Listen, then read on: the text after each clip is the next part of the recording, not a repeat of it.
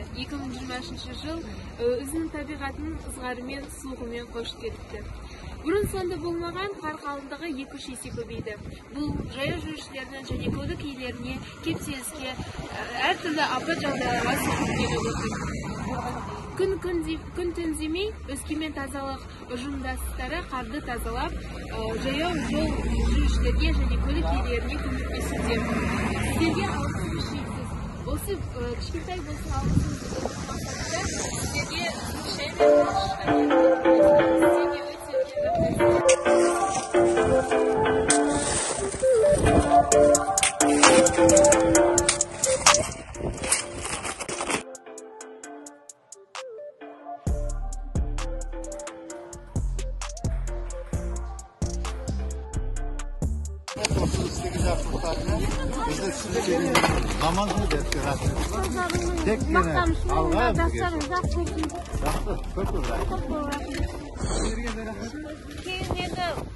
жоғары мамандық иесі болуға енді өздеріңнің армандарыңа жетіп жүрген тілектесіп жастарың ұзақ болсын.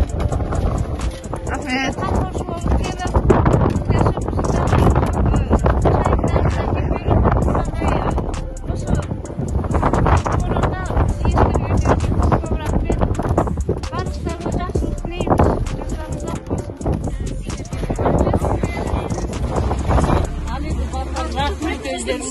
алдын уақыттарыңды қиып, бізге келіп мұндай ыстық шайменен аузымызды жылтып жатқандарыңа рахмет.